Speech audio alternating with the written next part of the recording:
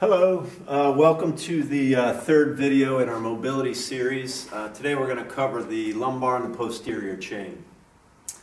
This is probably the most embarrassing for most people, the ability to move your hips. It's a necessity, especially because we sit a lot, but it also sets us up for success in the big lifts like squats and deadlifts. So the ability to move your hips is a necessity, but it also frees up a lot of pain, lower back pain. So we're going to start today with pelvic tilts or swings.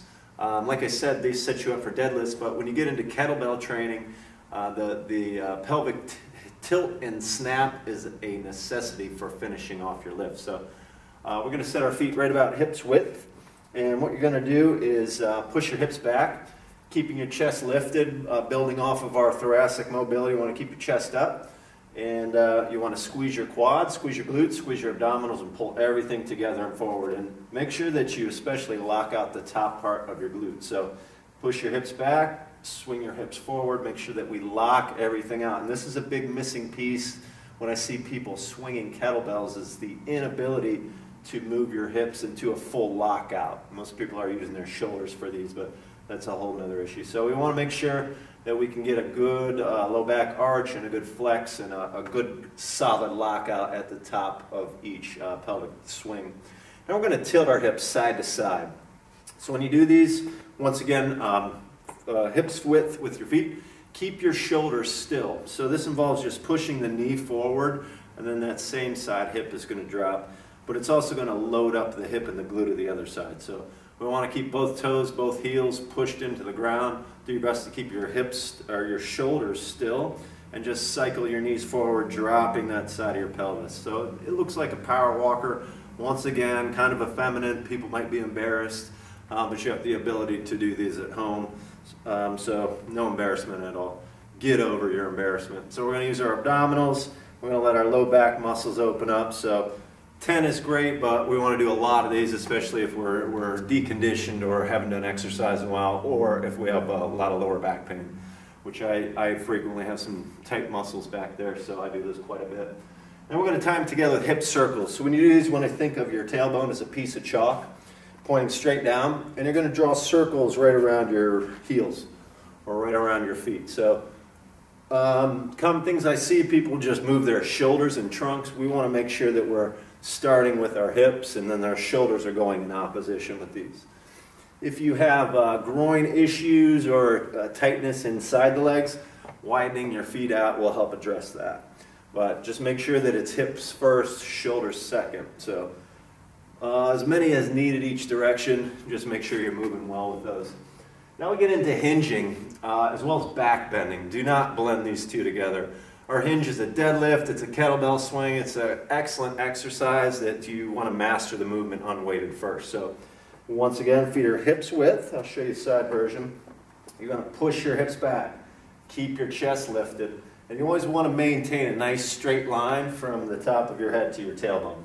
Common oversight, I see people don't keep tension in their upper back, and then it goes right to your lower back, so that'd be like this.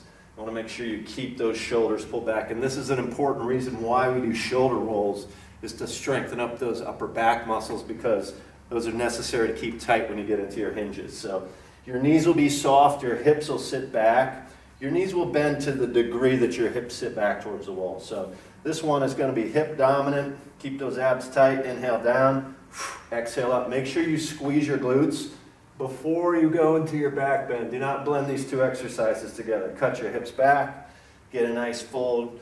You can stretch a little bit here, but do not bring your shoulders or your upper body up until you pull those shoulders back. Squeeze the glutes down, go into a nice deep back bend. So forward hinge and backward bends. So then that leads us to squatting, the other big leg exercise. Feet are right about hips width, maybe a little bit outside, but not outside your shoulders. You want your toes turned out so they're in line with your hip flexors.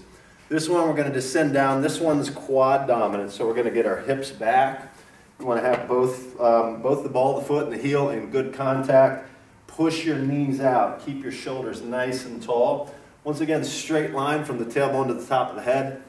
Except this one, we want to keep shoulders over your hips versus hinging forward. So inhale down, exhale up. And during a warm-up or during mobility, or in a mobility sense, you always want to reclaim the full range of the motion. Anything that you're doing exercise-wise, if you're not able to breathe and relax through it, you're not getting much benefit from that exercise. So especially on these, if you're not able to get to your full squat, find a wall, find a chair. We've got a heavy kettlebell out that can assist you in getting down into that full range without too much discomfort, and especially with being able to breathe here. That's what we want to make sure that we can do. So when you get your elbows inside your knees, you can call it a hip pry. You can shift side to side and really open those hips and low back muscles up. So that's our squat. We're going to go to a Cossack, which is also a squat, except it's a lateral squat. So you want to get your feet outside of your shoulders, just like our regular squats. We want to sit back and down. You want to keep your chest tall. This one, you've got to find the experience of where your foot placement needs to be. So you want your foot in great contact with the ground. You want your shin vertical. You want your hip back. You want your hamstring parallel to the ground. Your trail leg, you want the heel down and the toe up. And just like regular squats, you want to stay as tall as you can. So back to your assistance tools, a wall or a kettlebell, you want to keep your chest up on these. So a couple things you want to work on is just finding the distance of where your foot needs to be in relation to the other one so your knee stays protected. So we're working on depth, we're working on foot placement, and then probably the third thing is you want to work on keeping that chest up. So when you're starting on these, it's okay to kind of keep your head down a little bit. Just work towards progressing to staying up a little bit taller on those. And you can go a lot of different directions on these. You can get the hamstring as low as you can. There's a lot of variations of Cossacks that you can do, but I like holding on to anchors or getting assistance from a wall. And then we finish up with just three stretches that I see that most people need. Tight hip flexors, tight hamstrings, and usually tight quads. It just finishes off the warm-up nicely. So when we get a hip flexor stretch going, two ways you can do it. You can put your knee on the ground, tilt your pelvis forward by squeezing the glute, and that'll get a little bit higher in your hip flexor. And then the second way you can do it is you can just lean into it a little bit more, get a much deeper stretch into that hip flexor. Try a little bit both ways and see what you like best. From there, you just straighten your front leg out and sink into a split stretch here, point and pull on your toe, and that can help open it up a little bit further.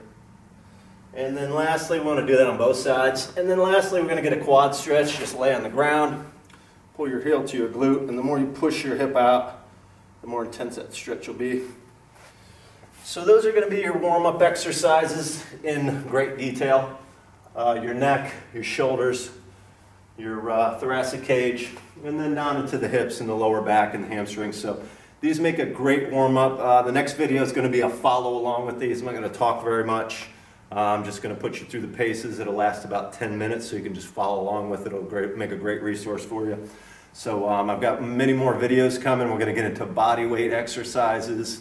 We're going to start with the fundamentals on those, and then we'll get into our kettlebell series, and we've got a lot of great information. So if you guys ever have any questions, feel free to ask. Send me an email. Always visit my website, soskettlebell.com, and please just let me know how I can help you. That's why I'm here. Thanks.